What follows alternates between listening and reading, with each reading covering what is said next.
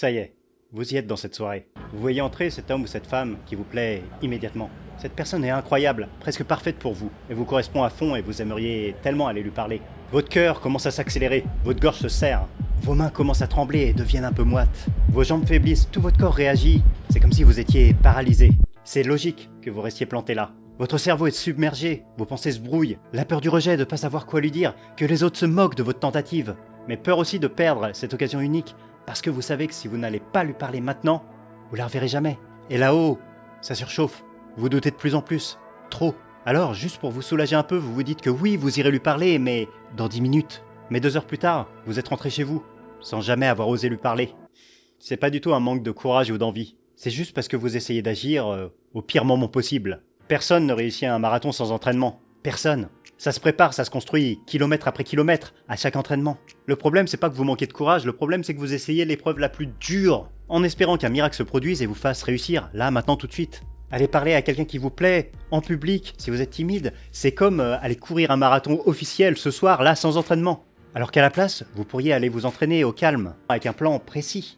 Enchaîner les petites victoires progressives, sans avoir besoin de faire un énorme coup d'éclat, et surtout sans prendre ce risque inutile de se prendre un rejet en face de tout le monde, de se prendre un râteau. Et vous n'avez pas besoin d'être capable maintenant, tout de suite, de gérer cette situation qui est extrême émotionnellement. Vous avez surtout besoin de vous entraîner très progressivement face aux autres. Si vous faites ça, dans 3 à 6 mois, parler à des inconnus vous paraîtra anormal. Et dès que vous arrêtez de viser une difficulté comme ça à 100% tout de suite, et qu'à la place vous vous contentez sur des exercices à une intensité de 30%, votre cerveau ne réagit plus du tout de la même manière.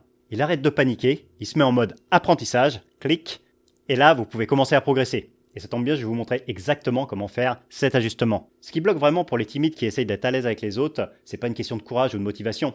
C'est une question de dosage des défis sociaux qui s'imposent. C'est normal de procrastiner face à une tâche que votre cerveau juge trop dure ou impossible. C'est un mécanisme tout à fait normal de protection. Donc aujourd'hui, on va juste changer de stratégie. On va arrêter de viser le 100% pour plutôt viser une zone autour des 30%. Et vous allez voir que c'est beaucoup plus efficace. Parce qu'on va mettre en place des micro-actions si progressives que vous ne pourrez pas les rater. Pour être plus clair, chaque effort social vous prend une part de votre énergie. Plus il est intense, plus il baisse votre jauge. Ça, c'est logique. Et le souci avec les exercices qu'on retrouve partout sur la timidité, que ce soit en ligne, dans les TCC ou même sur ChatGPT, c'est qu'ils vont vous vider très rapidement votre jauge d'énergie. Beaucoup plus rapidement que votre capacité à la recharger. C'est ce qui explique qu'au bout d'1 ou 2 semaines, vous ayez cette envie d'abandonner en vous disant que c'est impossible. Et si vous avez déjà tenu 2 semaines, je vous tire mon chapeau parce que j'ai fait bien pire.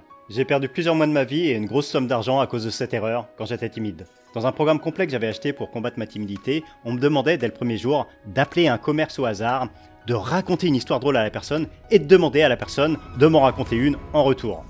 J'ai passé 3 jours à transpirer avec mon téléphone dans la main, sans jamais réussir à appeler. Et au bout de 3 jours, j'étais tellement vidé émotionnellement que j'ai abandonné mes 400 € non remboursables et le programme, en culpabilisant énormément de ne pas avoir réussi le moindre exercice. Bon, avec le recul, j'ai compris, c'était pas moi le problème, c'était la difficulté de l'exercice qu'on me proposait. C'est une méthode qui demandait d'être à 100% dès le début, et même à 300% tellement le premier exercice était dur, et c'était impossible émotionnellement de tenir la distance. Alors c'est quoi la parade à ça ? Eh bien, agir à 30% et réussir un petit exercice par jour, c'est bien plus efficace. Si vous vous demandez concrètement à quoi ça ressemble de vous mettre à 30%, je vais vous donner 3 micro-entraînements que vous pouvez tester dès aujourd'hui. Choisissez-en un et faites-le concrètement. C'est ça que j'appelle la méthode des 30%. Oui, je me suis pas foulé sur le nom, mais au moins vous comprenez bien ce que c'est. Et si vous faites ça pendant au moins 30 jours, vous verrez que votre cerveau ne réagira à plus jamais pareil en soirée. Premier entraînement, pour les personnes timides qui ont tendance à regarder vers le sol, à regarder leurs pieds quand ils marchent dans la rue, parce qu'ils ont peur du regard des autres.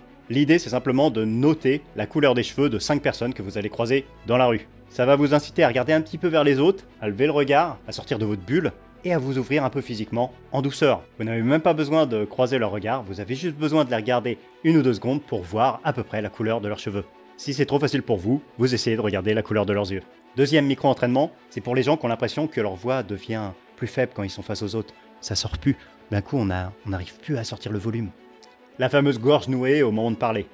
Quand vous allez chez un commerçant ou à la caisse de votre supermarché, quand vous dites bonjour, merci ou au revoir, vous allez essayer de pousser le volume 5 à 10% plus fort que ce que vous feriez naturellement.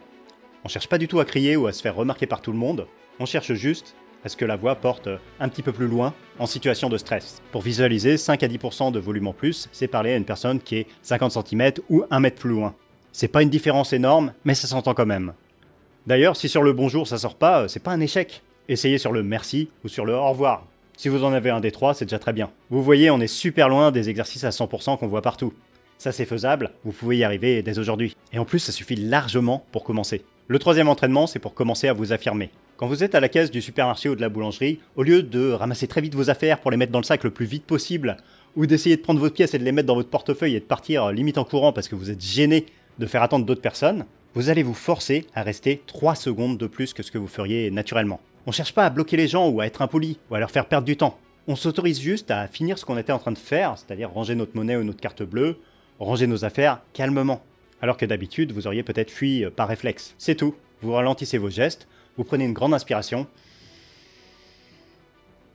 Ça fait déjà 3 secondes. C'est bon, c'est tout ce qu'il vous faut. Je suis sûr que ces entraînements, ils sont à votre portée et ça vous met déjà dans les 30%.